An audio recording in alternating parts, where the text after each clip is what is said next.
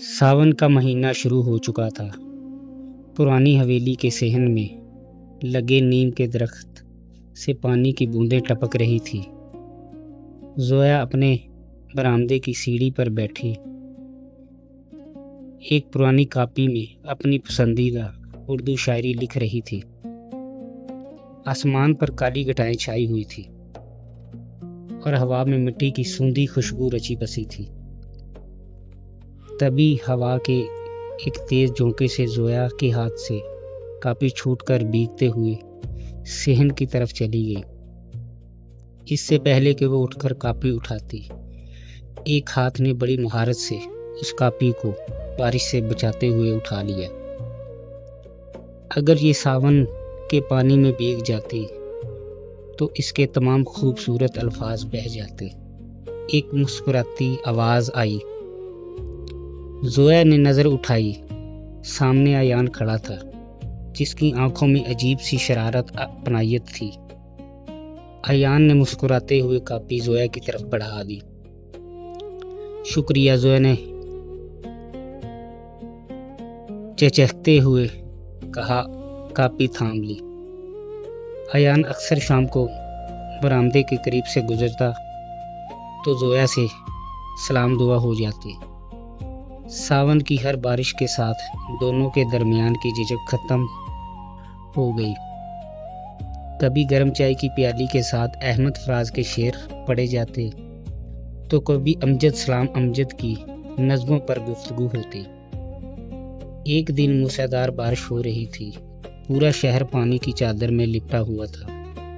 जोया चाय का कप लिए बरामदे में खड़ी बारिश का नज़ारा कर रही थी कि अयान ने अपनी छतरी बंद करते हुए वहां से, जोया, क्या तुमने कभी गौर किया है, सावन सिर्फ एक मौसम नहीं होता, ये दिल की इन बातों को कहने का बहाना होता है जो इंसान आम दिनों में नहीं कह पाता। अयान ने संजीदगी से कहा। जोया ने उसकी तरफ देखा। कैसी बातें? अयान ने अपनी जेब से एक मुड़ा हुआ कागज निकाला और जोया की तरफ बढ़ा दिया। वही बातें जो दिल में तो होती हैं मगर जुबान पे नहीं आती। जोया ने कांपते हाथों से वो कागज खोला। उस पर अयान की खूबसूरत तहरीरें, एक नज़म लिखी थी। सावन की पहली बारिश में जब तुमको देखा था, एक अजब सी खामोशी में तेरा नाम लिखा था। ये बूंदें जो गिरती हैं तेरे आंचल पे जाके, इन बूंदों में मैंने अपना पैगाम लिखा था।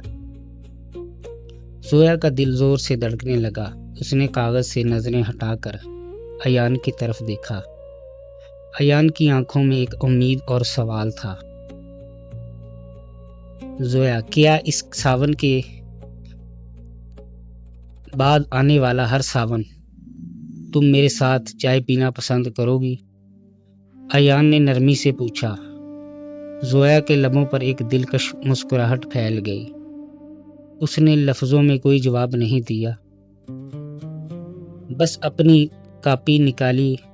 उसके सफ़े पर लिखा, सावन की हर शाम अब सिर्फ तुम्हारे नाम। बाहर बारिश और तेज हो चुकी थी, लेकिन इस बरामदे में दो दिलों के दरमियान बरसों की खामोशी पिघल चुकी थी।